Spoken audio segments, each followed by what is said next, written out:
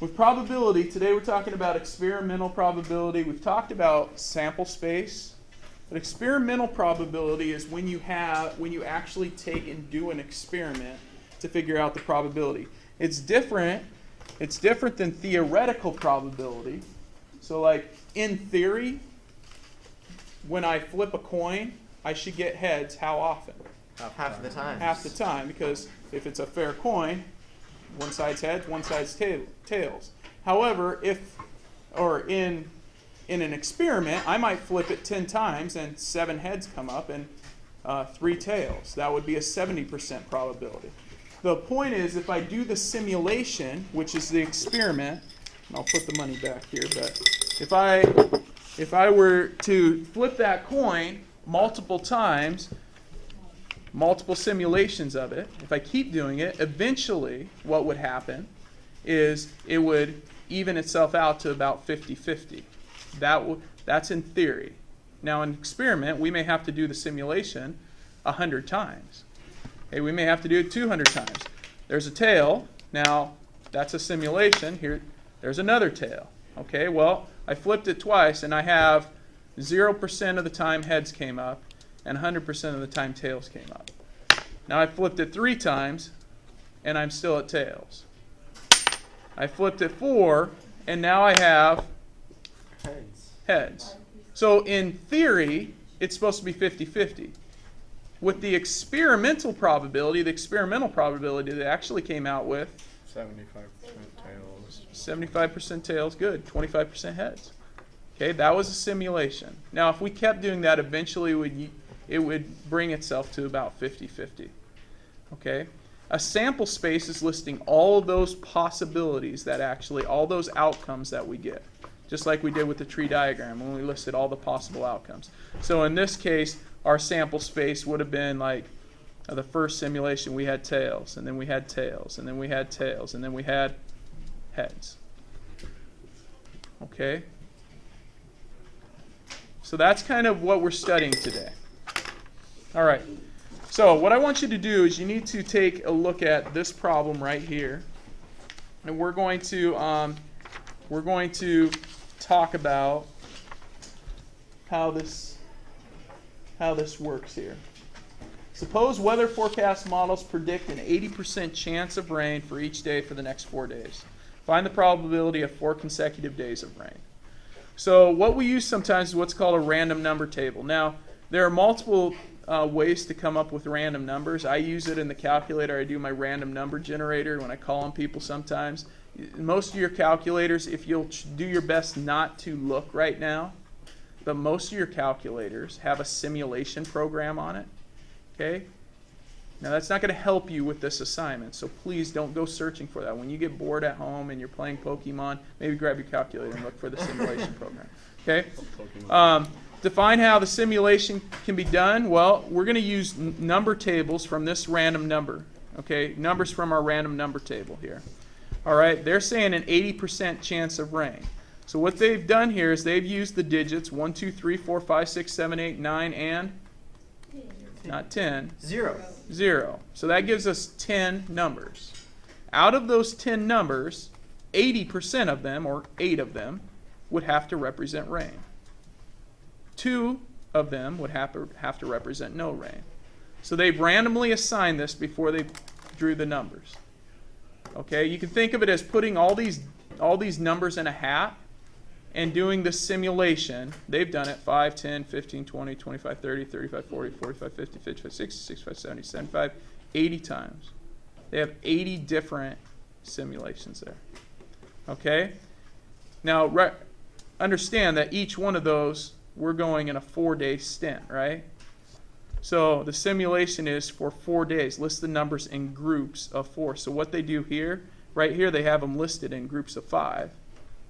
It's like throwing these numbers in a hat, drawing one out, and saying, oh, it's a 3, and then throwing it back in the hat, and drawing again and go, oh, I got a 0, and throwing it back in the hat, and drawing again and say, oh, I got a 6, and doing that 80 times because it's just so fun. You do it at lunch today with your friends. Just draw, make a random number table. Okay? So we've got all those. We're going to do the simulation for groups of 4. So notice our first 4 digits, 3, 0, 6, 5. Step 2, conduct our simulation. 3, 0, 6, 5. We've now broken these groups of 5 into groups of 4. Okay? And our goal is to find the probability of 4 consecutive days of rain. Tell your neighbor what number has to appear for it to be a rain day.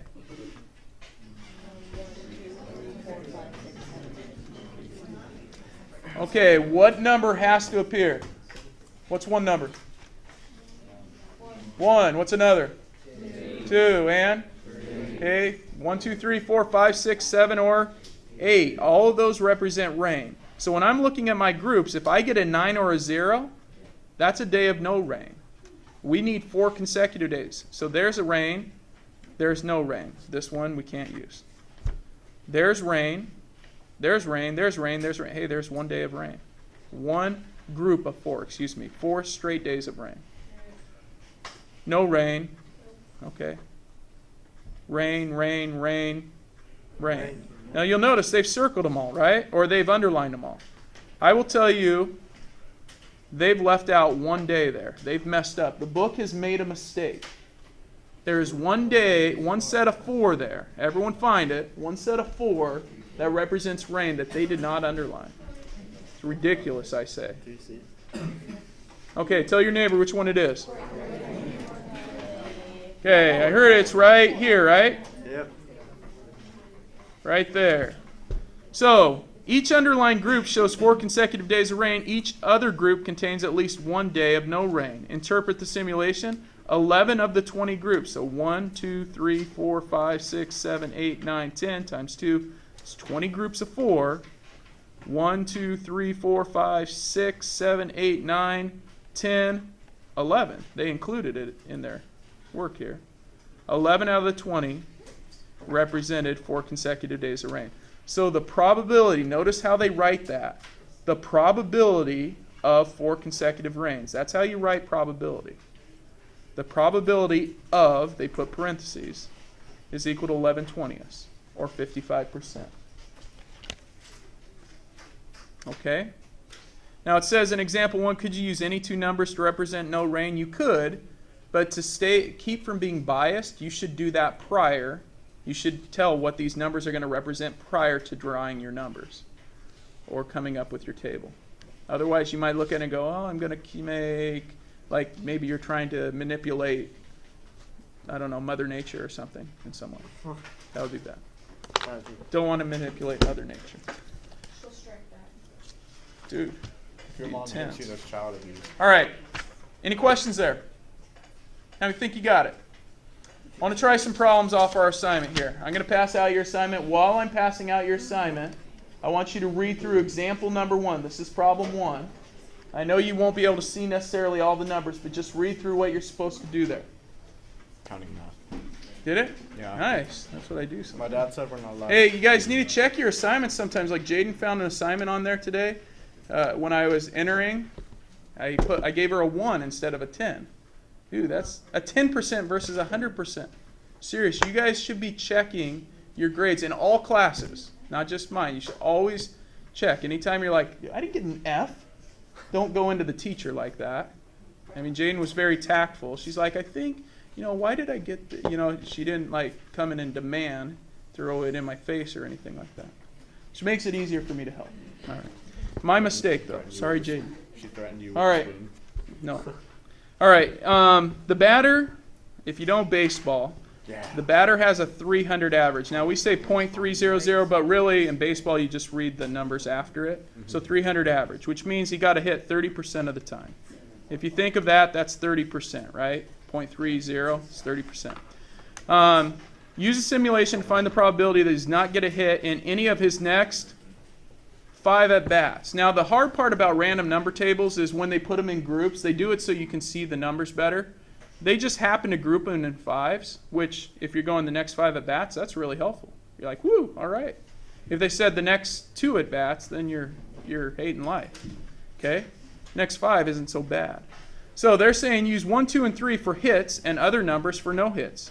Use the first 10 groups to find the probability of no hits in 5 times at bat. All right, I want you guys to take a look at those first 10 groups. And when we say 10 groups, first 10, I want you to go this way. 1, 2, 3, 4, 5, 6, 7, 8, 9, 10. Okay, so my first 10 groups. And then repeat it for the next 10 groups or the first 20 groups. Okay, and then the first 30 groups and first 40 groups, and then letter E. Okay?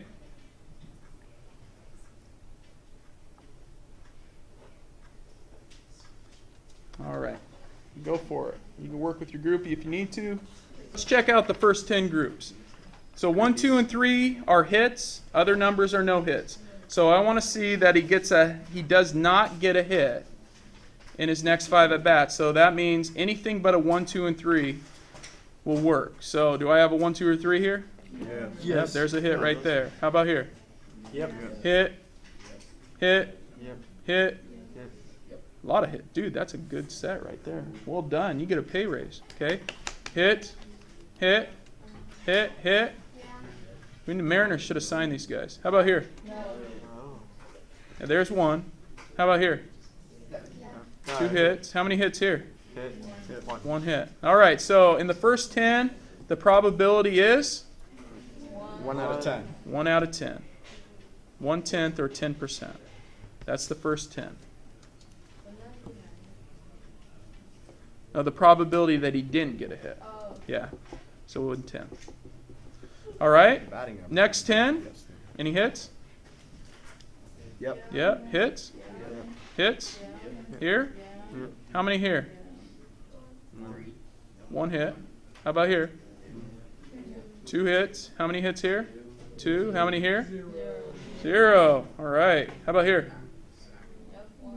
1 and 2. Okay. So in 20 groups, out of 20, how many? 2 out of 20, which is 1/10 still. Which is still 1/10 or 10%. Didn't we not hit on the? Oh wait, never mind. You got it? Okay. Do you have to write the percents? You could go fraction. That's fine. You don't have to go to percent unless it actually tells you to. Repeat 30 groups. Any hits? Yep. 2. How about here? 1. Here? 2.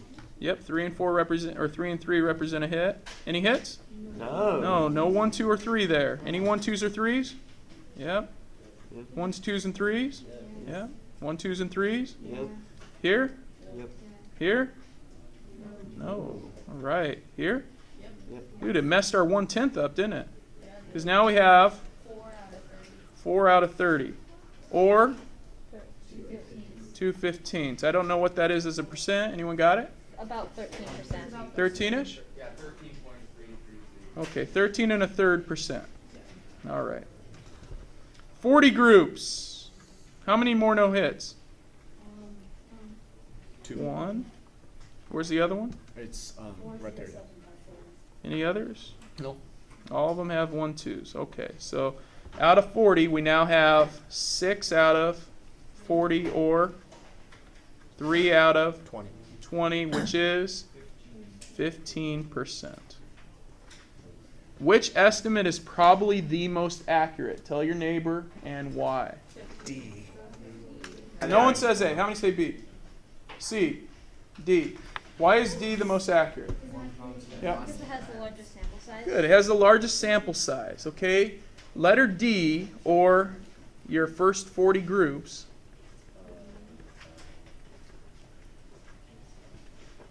okay, the first 40 groups, because it has a larger sample set.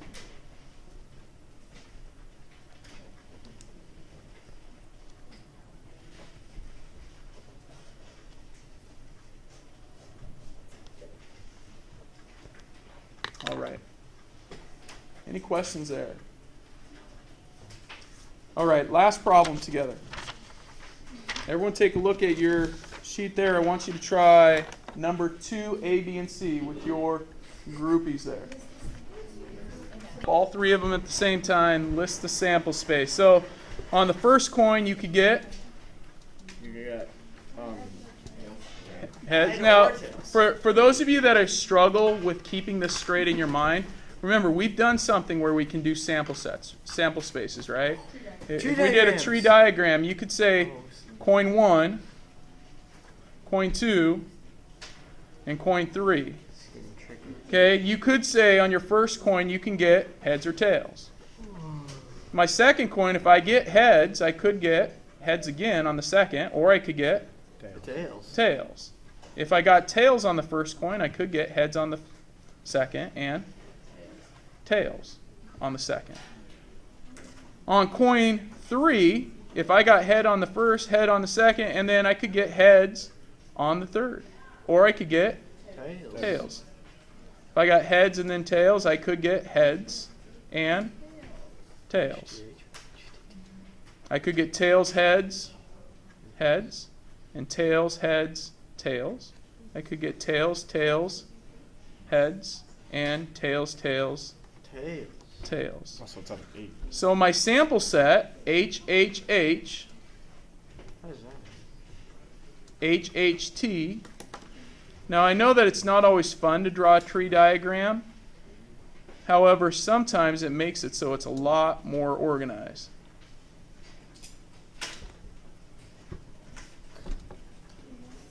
Oops, that's supposed to be an H there. T, H, T. T, T, H. And T, T, T. Here is my sample space. How many came up with all those? The other thing about the sample space is it's helpful. What's the probability of getting 3 heads? Well, there's only 1 out of 8. 8. It's easy to see your answers. Or 12.5%. What's the probability of getting exactly 1 head? Well, 3 out of 8. 1, 2, 3. 3 out of 8. Or I have no idea. 30, 38 or 37? 36. 37.5%. Yeah, that's what it is. Okay. Any questions on it? Yeah, Tyler. Well, wouldn't heads, Heads, tails. heads, tails be the same as tails, heads? They're different coins, though, right? So they're 3 distinct items. Yeah, if you were flipping the same coin 3 times, maybe. It depends on how we word it. But here you're doing 3 distinct coins. If it's 3 distinct coins or 3 distinct flips and they're asking, the probability on each flip, then you're going to use this type of situation. Yeah, Lily? Is there a shorter way to come up with that? There is, if your mind will work in a very organized fashion, you could just make a sample space by doing an organized list. You could say, okay, I could get heads, heads, heads, and then if I could get heads on the first, heads on the second, and tails. Really just kind of how you're walking through it here. But it's very difficult to do. That's why a tree diagram is helpful. Okay. But Lee. is there any mathematical formula like how we did the factorials? There could be, but it's not one that we'd know right now. No. Could we look that up? We'll worry about that when we get it. Yeah, well, we're gonna go. I would stick with this right now. Okay, we're gonna dive into some other probability stuff that's kind of blow your mind a bit more. So I would just leave it at that. Okay. For those of you who like the statistics and probability, then you'll enjoy stats when you get there. When you get the option of calculus B, C, or stats, go stats. Okay. But we don't do tons of it in this book. So your assignment, let's go with the mixed side today.